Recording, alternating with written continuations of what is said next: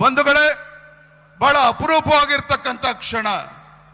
ಇವತ್ತು ವೇದಿಕೆ ಮೇಲೆ ಈ ನಾಡಿನ ಎಲ್ಲ ಹರಗುರು ಜಗದ್ಗುರುಗಳು, ಹರಗುರು ಚರಮೂರ್ತಿಗಳು ಇವತ್ತು ಬಂದಿರತಕ್ಕಂಥದ್ದು ಒಂದೇ ಕಾರಣಕ್ಕೆ.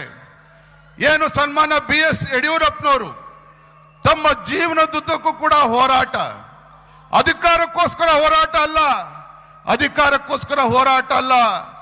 ಯಡಿಯೂರಪ್ಪನವರು ತಮ್ಮ ಜೀವನದುದ್ದಕ್ಕೂ ಸಹ ಪ್ರಾಮಾಣಿಕವಾಗಿ ಬಡವರ ಕಣ್ಣೀರನ್ನು ಒರೆಸ್ತಕ್ಕಂಥ ಕೆಲಸ ಮಾಡಿದ್ದಾರೆ, ರೈತರ ಧ್ವನಿಯಾಗಿ ಕೆಲಸ ಮಾಡಿದ್ದಾರೆ. ಅಷ್ಟೇ ಅಲ್ಲ, ನಾಡಿನ ಶೋಷಿತ ಪೀಡಿತ ಸಮುದಾಯಗಳ ಧ್ವನಿಯಾಗಿ ಅವ್ರಿಗೆ ಆಸರೆ ಆಗ್ತಕ್ಕಂಥ ಕೆಲಸ ಸನ್ಮಾನ್ಯ BS ಯಡಿಯೂರಪ್ಪನವರು ಮಾಡಿದ್ದಾರೆ. ಬಹಳ ಜನ ಕೇಳ್ತಾ ಇದ್ರು, ಯಾತಕ್ಕೋಸ್ಕರ ಇವತ್ತು ಅಭಿಮಾನೋತ್ಸವನ ಮಾಡ್ತಾ ಇದ್ದೀವಿ, ರಾಜಕೀಯ ಕಾರಣಕ್ಕ ಅಂತೇಳಿ. ಬಂಧುಗಳೇ, ರಾಜಕೀಯ ಕಾರಣಕ್ಕೆ ಅಭಿಮಾನೋತ್ಸವನ ನಾವು ಮಾಡ್ತಾ ಇಲ್ಲ. ಇವತ್ತು ಕರ್ನಾಟಕ ರಾಜ್ಯದಲ್ಲಿ ಹೋರಾಟಕ್ಕೆ ಮತ್ತೊಂದು ಹೆಸರು ಸನ್ಮಾನ್ಯ BS ಯಡಿಯೂರಪ್ಪನವರು. ಕರ್ನಾಟಕ ರಾಜ್ಯದಲ್ಲಿ ಪರಿಶ್ರಮಕ್ಕೆ ಮತ್ತೊಂದು ಹೆಸರು ಸನ್ಮಾನ್ಯ BS ಯಡಿಯೂರಪ್ಪನವರು. ಬಂಧುಗಳೇ, ಕರ್ನಾಟಕದಲ್ಲಿ ತ್ಯಾಗಕ್ಕೆ ಮತ್ತೊಂದು ಹೆಸರು ಸನ್ಮಾನ್ಯ BS ಯಡಿಯೂರಪ್ಪನವರು. ಹಾಗಾಗಿ ಅಂತ ಒಬ್ಬ ಜನನಾಯಕ, ರೈತ ನಾಯಕ, ಮಹಾನ್ ನಾಯಕ, ನನ್ನಂತ ಅನೇಕ ಯುವ ರಾಜಕಾರಣಿಗಳಿಗೆ ನಮ್ಮೆಲ್ಲರಿಗೂ ಕೂಡ ಪ್ರೇರಣೆ. ಹಾಗಾಗಿ ಅಂತ ಒಬ್ಬ ಬಡವರ ಬಂಧು ಜನನಾಯಕನಿಗೆ ಇವತ್ತು ನಾಡಿನ ಮೂಲೆ ಮೂಲೆಗಳಿಂದ ಬಂದಿರತಕ್ಕಂಥ ಎಲ್ಲ ಅಭಿಮಾನಿಗಳ ಸಮಕ್ಷಮದಲ್ಲಿ ಅವರಿಗೆ ಅಭಿಮಾನೋತ್ಸವನ ಆಚರಣೆ ಮಾಡಬೇಕು ಅಂತೇಳಿ ತೀರ್ಮಾನ ಮಾಡಿ ಇವತ್ತು ಐತಿಹಾಸಿಕ ಕ್ಷಣದಲ್ಲಿ ನಾವೆಲ್ಲರೂ ಕೂಡ ಇದ್ದೇವೆ. ನಾ ಇಷ್ಟೇ ಸಂದರ್ಭದಲ್ಲಿ ಒಂದು ಮಾತನ್ನು ಹೇಳೋದಕ್ಕೆ ಇಚ್ಛಪಡ್ತೇನೆ. ಸನ್ಮಾನ್ಯ BS ಯಡಿಯೂರಪ್ಪನವರ ಹೋರಾಟಗಳನ್ನು ಹತ್ತಿರದಿಂದ ನಾನು ಕೂಡ ನೋಡ್ಕೊಂಡು ಬಂದಿದ್ದೇನೆ. ಸನ್ಮಾನ್ಯ BS ಯಡಿಯೂರಪ್ಪನವರ ರಾಜಕೀಯ ಏಳು ಬೀಳುಗಳನ್ನು ಕೂಡ ನಾನು ಬಹಳ ಹತ್ತಿರದಿಂದ ನೋಡ್ಕೊಂಡು ಬಂದಿದ್ದೇನೆ. ಯಡಿಯೂರಪ್ಪನವರು ತಮ್ಮ ಜೀವನದುದ್ದಕ್ಕೂ ಸಹ ಯಾವುದೇ ಸವಾಲುಗಳನ್ನ ಬಂದರೂ ಕೂಡ ಸವಾಲುಗಳಿಗೆ ಬೆನ್ನು ತೋರಿಸಿ ಓಡೋಗ್ತಕ್ಕಂಥ ಕೆಲಸ ಸನ್ಮಾನ್ಯ ಯಡಿಯೂರಪ್ಪನವರು ಮಾಡಲಿಲ್ಲ.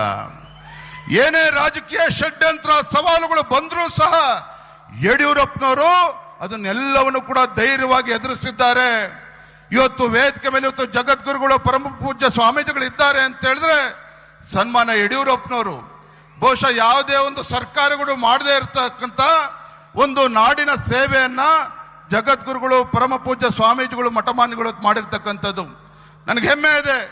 ವೇದಿಕೆ ಮೇಲೆ ಇವತ್ತು ಆದಿಚುಂಚನಗಿರಿ ಶ್ರೀಗಳ ಆದಿಯಾಗಿ ಮಾದಾರ ಚೆನ್ನೈ ಎಲ್ಲ ಜಗದ್ಗುರುಗಳು, ಶ್ರಾವಣ ಬೆಳಗೊಳದ ಪರಮ ಪೂಜ್ಯ ಸ್ವಾಮೀಜಿಗಳು ಕೂಡ ಇದ್ದಾರೆ, ಎಲ್ಲ ಜಗದ್ಗುರು ಕೂಡ ಸ್ವಾಮೀಜಿಗಳು ಕೂಡ ಇದ್ದಾರೆ. ಎಲ್ಲ ಹೆಸರನ್ನ ಹೇಳೋದಕ್ಕೆ ಹೋಗೋದಿಲ್ಲ. ಕಾರಣ ಏನು?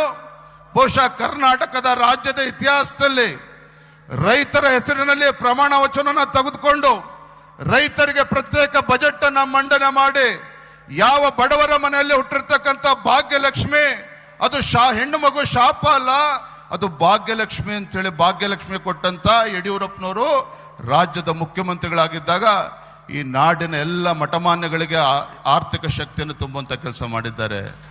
ಎಲ್ಲ ಸಮಾಜದ ಮಠಮಾನ್ಯಗಳಿಗೂ ಕೂಡ ಒಂದು ಶಕ್ತಿಯನ್ನ ತುಂಬುವಂತ ಕೆಲಸ ಮಾಡಿದ್ದಾರೆ.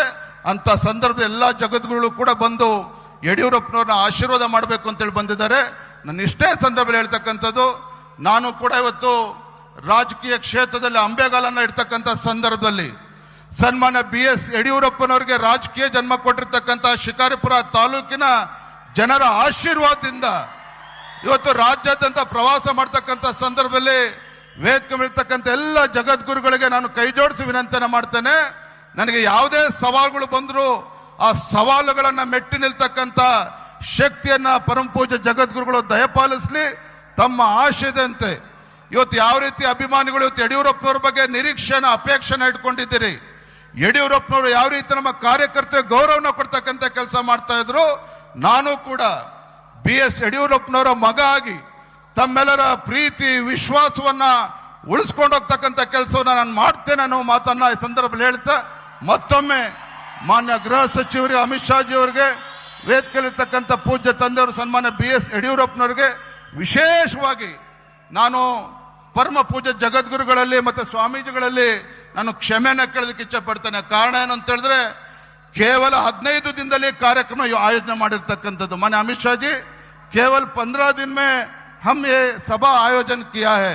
ಎಲ್ಲ 15 ದಿನದಲ್ಲಿ ಆಯೋಜನೆ ಮಾಡಿದ್ರು ಕೂಡ ಯಡಿಯೂರಪ್ಪನವ್ರ ಬಗ್ಗೆ ವಿಶ್ವಾಸ ಇಟ್ಟು ಎಲ್ಲ ಜಗದ್ಗುರುಗಳು, ಪರಮಪೂಜ್ಯ ಸ್ವಾಮೀಜಿಗಳು ಎಲ್ಲರೂ ಕೂಡ ಬಂದಿದ್ದಾರೆ. ಎಲ್ಲ ಸ್ವಾಮೀಜಿಗಳು ಕೂಡ ಬಂದಿದ್ದಾರೆ. ಏನೇ ನ್ಯೂನ್ಯತೆಗಳು ಆಗಿದ್ರೂ ಕೂಡ ದಯವಿಟ್ಟು ಕ್ಷಮೆ ಇರಲಿ ಅನ್ನುವ ವಿನಂತಿಯನ್ನು ಮಾಡ್ತಾ ನನ್ನ ಮಾತುಗಳಿಗೆ ವಿರಾಮಗಳನ್ನು ಹೇಳ್ತಾ ಇದ್ದೇನೆ.